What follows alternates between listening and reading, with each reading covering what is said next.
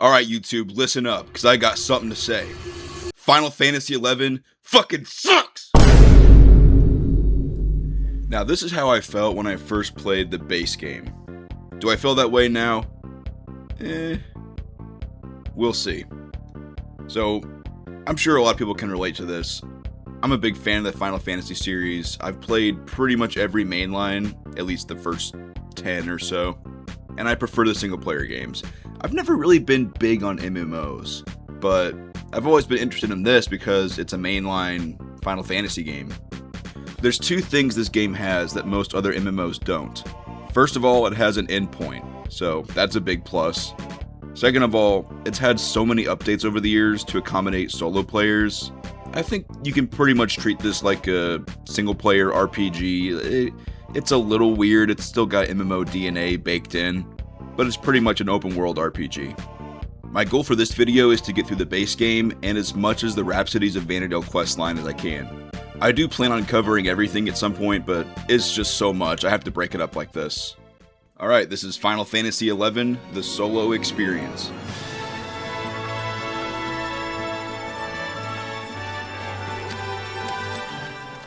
So the first thing you see is this really good, classic Squaresoft, pre-rendered animation.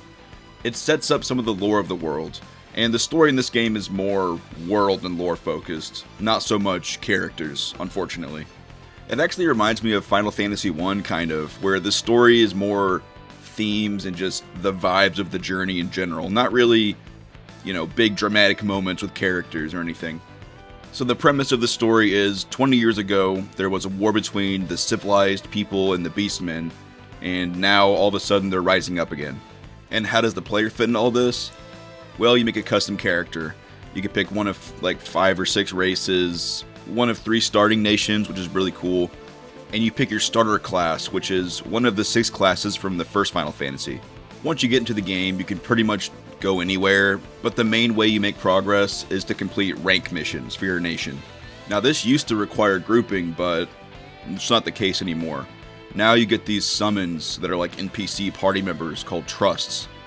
They're really overpowered in the early game especially, so I'll just say it now, the entire base game is fully soloable, with maybe a little bit of grinding here and there. The worst part of this game is probably the first 5 hours. They're honestly dreadful. It's really dependent on which nation you choose to start with. I chose Bastok because I chose a human character, and that's the human city. But your main goal should really be to get this part of the game over with as fast as possible. Most of the time you spend in the first 2 ranks is doing really boring MMO combat and walking across big, pretty empty open world maps. Yeah, the combat, especially at low levels, it's honestly just, you just auto attack and let your trust do everything. You don't even really have options, like you don't have that many spells yet, you don't have that many weapon arts yet, and unfortunately the early game is full of combat. So let's get into the rank missions. And rank 1 and 2, a lot of the stuff you do is just walk here, talk to a guy, activate a cutscene. But for Bastok, there is this one mission that I got stuck on for like 2 hours. And it's not because I kept dying or anything. I had to farm for 4 independent rare items from these turtles who were like a 10-minute walk from the starting city. And the thing is, you can't just kill every turtle you see, because not every turtle drops the items you need. It's only like certain variants. How are you supposed to know that, by the way? One thing about this game, and this goes for the entire game, not just the base game, have a guide open like at all times. There's a little bit too much cryptic stuff in this game, and because you have to pay for it monthly, it really would suck to play for a night and make no progress. So you might as well just have a guide open. Because of all the updates over time, a lot of the early content can kind of be cheesed easily.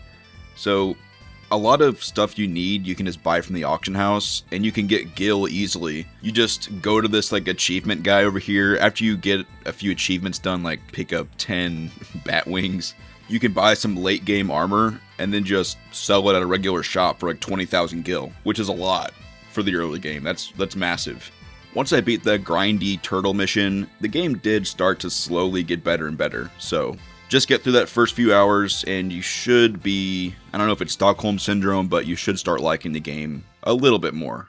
Something interesting about this game, it's an MMO that came out before World of Warcraft, so it doesn't have all the hand-holdy stuff that WoW has.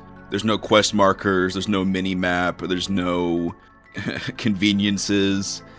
It's kind of a cool style. It reminds me of old classic games from the NES era. And you know what? It's kind of like an old NES Final Fantasy, just scaled up to the size of an MMO. You have the world and lore-focused story, like FF1.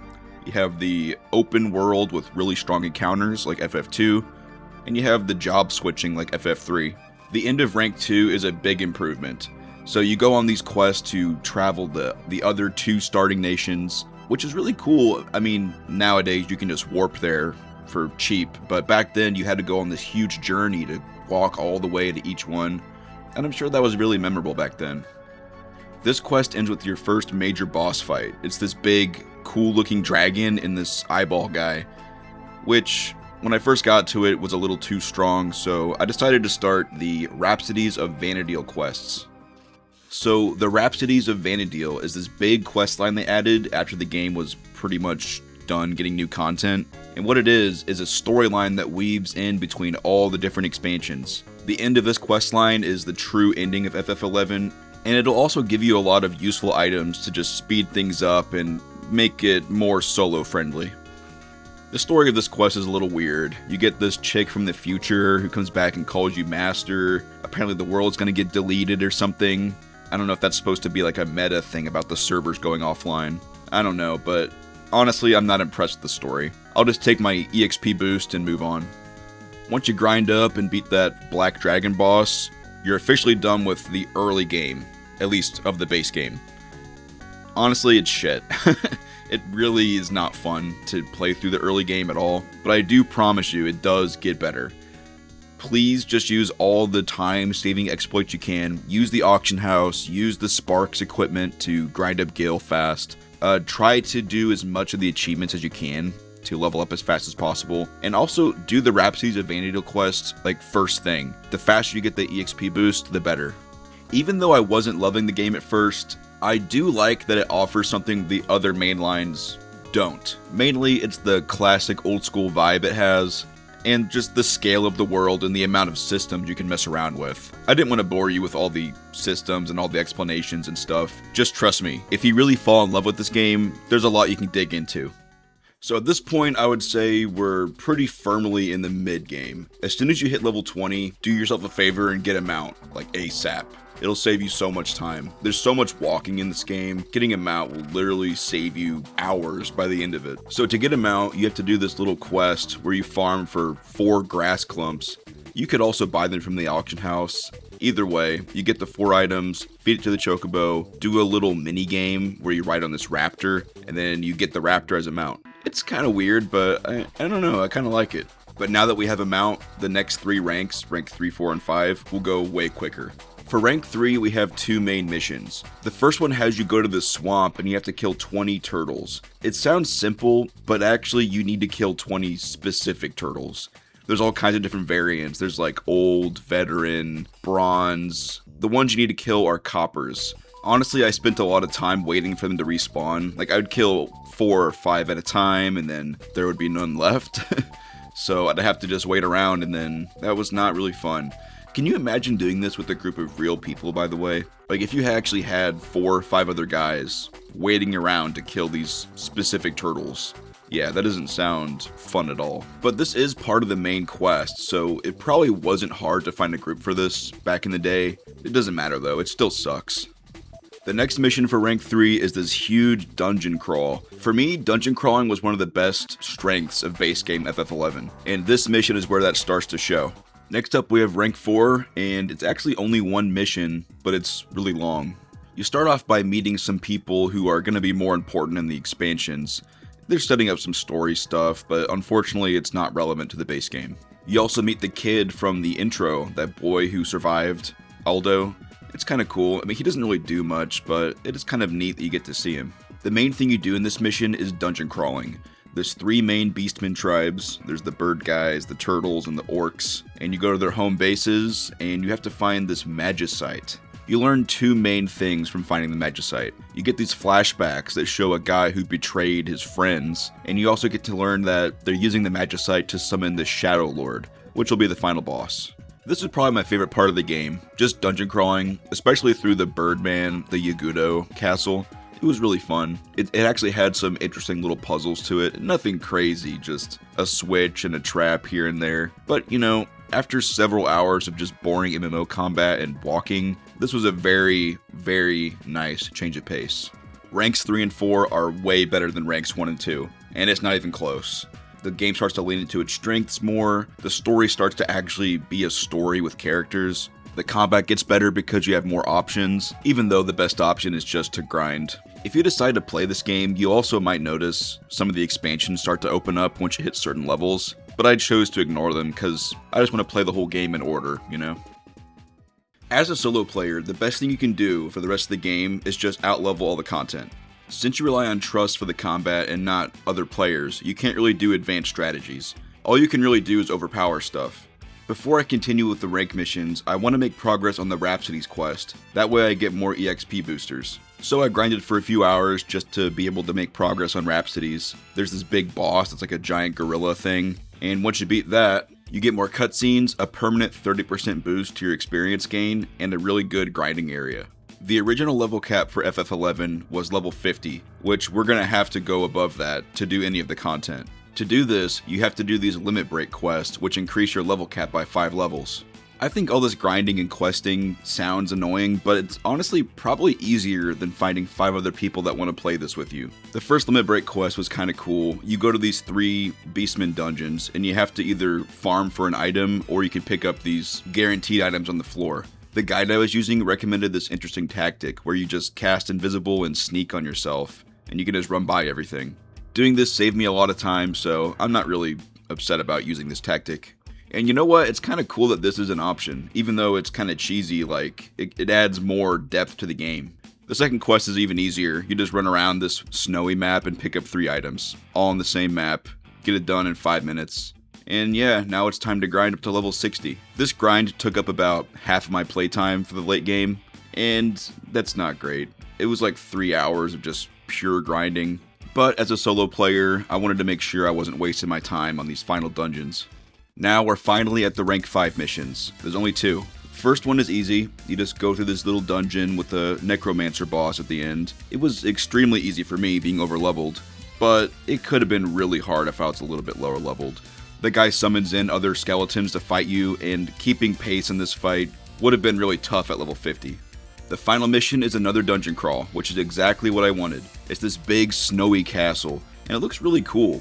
It has these demon enemies that you haven't seen anywhere else in the game, so it looks really cool just to go through, even being a little bit overleveled. Right before the boss room, there's a warp crystal, so if you die, you can just warp back. You never have to redo the dungeon once you reach the end, which is nice. The final boss is the Shadow Lord, and you know what? He looks pretty cool. It turns out he was the dude from the flashbacks who got betrayed. The boss has 2 phases. The first one has him switching back and forth between magic immunity and physical immunity, so it's good to have a good variety of trusts that do different kinds of damage. Phase 2 is more of a normal fight, but at this point you're low on resources and MP, so if you didn't manage the first phase well, this can be kind of tricky.